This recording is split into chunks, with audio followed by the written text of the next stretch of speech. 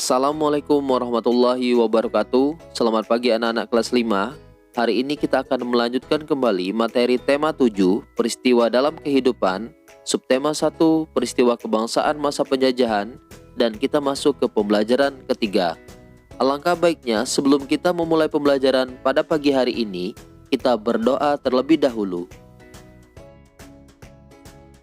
Berbagai kebijakan pemerintah kolonial telah menyengsarakan rakyat Indonesia.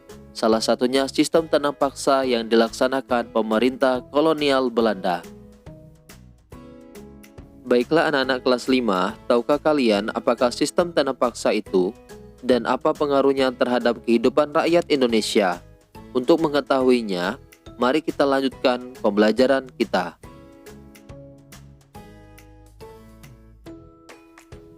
Sistem tanam paksa pemerintah kolonial Belanda. Pada masa kepemimpinan Johannes van den Bosch, Belanda memperkenalkan sistem tanam paksa.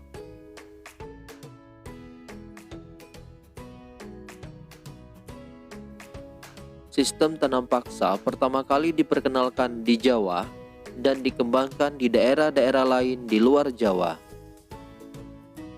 Di Sumatera Barat, sistem tanam paksa dimulai sejak tahun 1847. Saat itu, penduduk yang telah lama menanam kopi secara bebas dipaksa menanam kopi untuk diserahkan kepada pemerintah kolonial.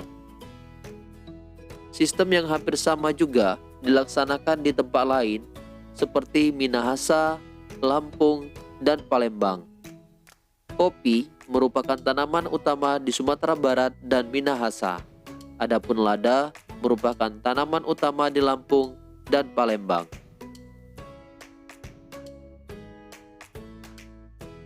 Baiklah anak-anak kelas 5, pelaksanaan tanam paksa banyak terjadi penyimpangan.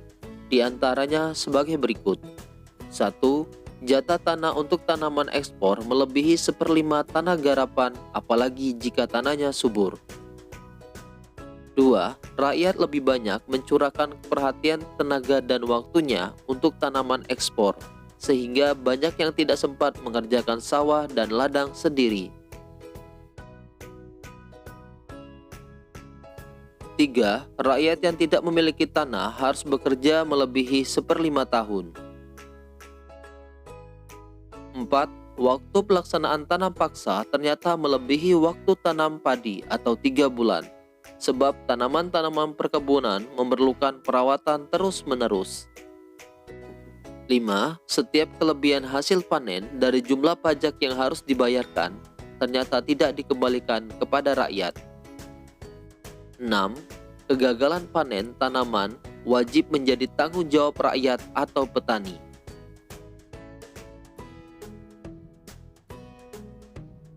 Adanya penyimpangan-penyimpangan pelaksanaan tanam paksa membawa akibat yang memberatkan rakyat Indonesia.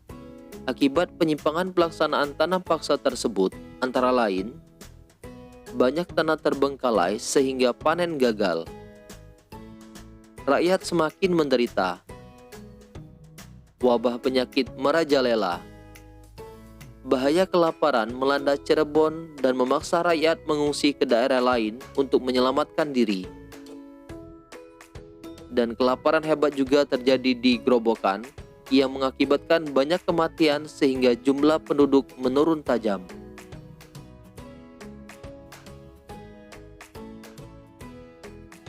Tanam paksa yang diterapkan Belanda di Indonesia ternyata mengakibatkan aksi penentangan.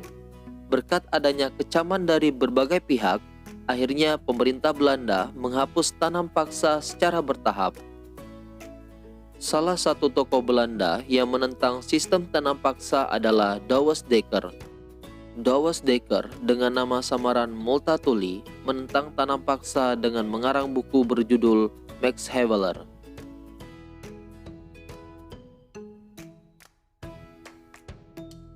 Douwes Dekker mengusulkan langkah-langkah untuk membalas budi baik bangsa Indonesia. Langkah-langkah tersebut adalah sebagai berikut. Pendidikan atau edukasi, membangun saluran pengairan atau irigasi, dan memindahkan penduduk dari daerah yang padat ke daerah yang jarang penduduknya atau transmigrasi. Baiklah anak-anak kelas 5, menjelang kedatangan bangsa Eropa, masyarakat di wilayah Nusantara hidup dengan tentram di bawah kekuasaan raja-raja. Kedatangan bangsa-bangsa Eropa di Indonesia mula-mula disambut baik oleh bangsa Indonesia. Namun, lama-kelamaan rakyat Indonesia mengadakan perlawanan karena niat jahat bangsa-bangsa Eropa itu mulai terkuak dan diketahui oleh bangsa Indonesia. Perlawanan-perlawanan yang dilakukan rakyat Indonesia disebabkan orang-orang Barat ingin memaksakan monopoli perdagangan dan berusaha mencampuri urusan kerajaan-kerajaan di Indonesia.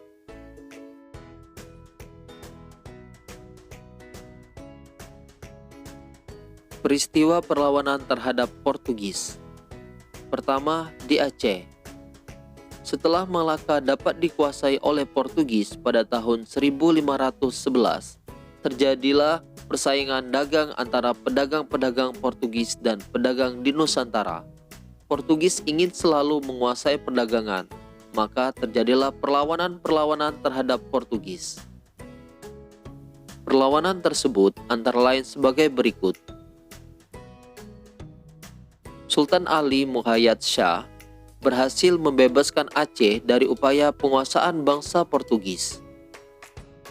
Sultan Alauddin Riayat Shah berani menentang dan menguasir Portugis yang bersekutu dengan Johor, dan perlawanan dari Sultan Iskandar Muda. Raja kerajaan Aceh yang terkenal sangat gigih melawan Portugis adalah Iskandar Muda. Pada tahun 1615 dan 1629, Iskandar Muda melakukan serangan terhadap Portugis di Malaka.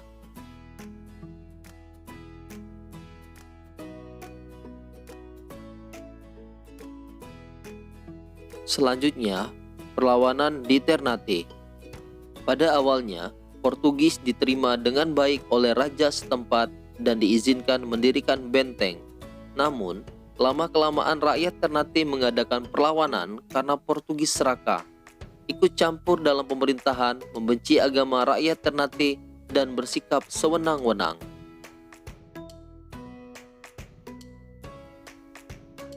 Rakyat Ternate dipimpin oleh Sultan Hairun bersatu dengan Tidore melawan Portugis, sehingga Portugis terdesak.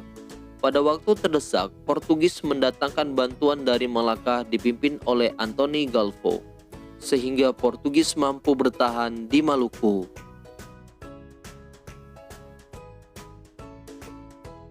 Pada tahun 1565, rakyat Ternate bangkit kembali di bawah pimpinan Sultan Hairun.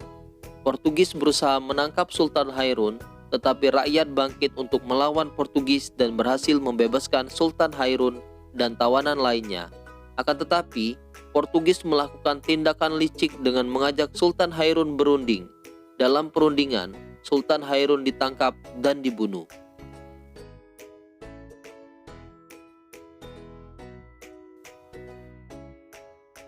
Perlawanan rakyat Ternate dilanjutkan di bawah pimpinan Sultan Babullah atau putra Sultan Hairun. Pada tahun 1574, benteng Portugis dapat direbut. Kemudian Portugis menyingkir ke Hitu dan akhirnya menguasai dan menetap di Timur Timur sampai tahun 1975.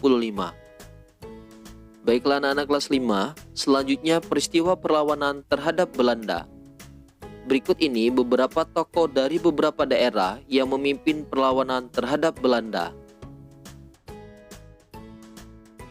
Singsinga Mangaraja dari Sumatera Utara, Sultan Ageng Tirtayasa dari Banten, Pangeran Diponegoro dari Yogyakarta, Silas Papare dari Papua, Sultan Hasanuddin dari Makassar, Pangeran Antasari dari Banjarmasin, Kalimantan Selatan, dan Patimura dari Maluku. Anak-anak kelas 5, perlawanan terhadap para penjajah di berbagai daerah banyak mengalami kegagalan. Salah satunya sebab adalah perlawanan yang dilakukan masih bersifat kedaerahan dan secara sendiri-sendiri. Dengan demikian, perlawanan itu tidak akan kuat dan mudah diadu domba oleh penjajah. Anak-anak kelas 5, negara Indonesia sangat luas wilayahnya dan beragam pula sosial budayanya. Budaya merupakan segala sesuatu yang dihasilkan oleh akal budi manusia. Adapun wujud budaya yaitu gagasan atau ide, misalnya kepercayaan, tindakan, misalnya upacara adat dan seni pertunjukan, benda, misalnya pakaian adat dan senjata tradisional. Faktor penyebab keragaman bangsa Indonesia antara lain faktor keturunan, perbedaan kondisi geografis, dan pengaruh kebudayaan luar. Pertama, faktor keturunan. Berdasarkan ciri-ciri fisiknya, masyarakat Indonesia dapat dibedakan menjadi 4 kelompok ras. Pertama, kelompok ras Papua Melanezoid terdapat di Papua, Pulau Aru, Pulau Kai.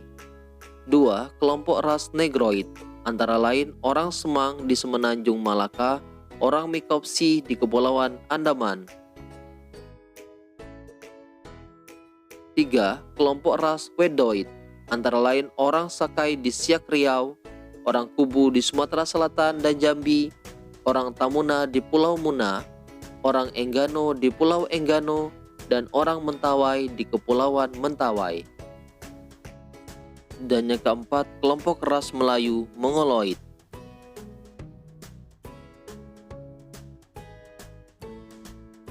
Perbedaan kondisi geografis.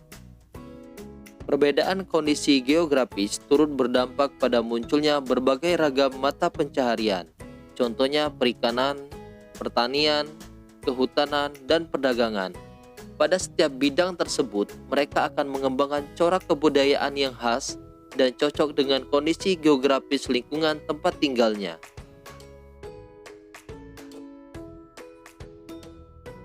Pengaruh kebudayaan luar. Bangsa Indonesia adalah contoh bangsa yang terbuka. Keterbukaan ini dapat dilihat dari besarnya pengaruh asing dalam membentuk keberagaman masyarakat di seluruh wilayah Indonesia. Pengaruh asing yang pertama ialah ketika orang-orang dari India, Cina, dan Arab, kemudian disusul oleh orang-orang dari Eropa, bangsa-bangsa tersebut datang dengan membawa kebudayaan masing-masing. Baiklah anak-anak kelas 5, demikian tadi pembelajaran kita pada pagi hari ini. Bapak harap semoga kalian mengerti. Ingat pesan Bapak 3M, menggunakan masker saat di luar rumah, mencuci tangan setelah bepergian, dan menjaga jarak di dalam keramaian. Bapak akhiri, Assalamualaikum warahmatullahi wabarakatuh. Selamat pagi.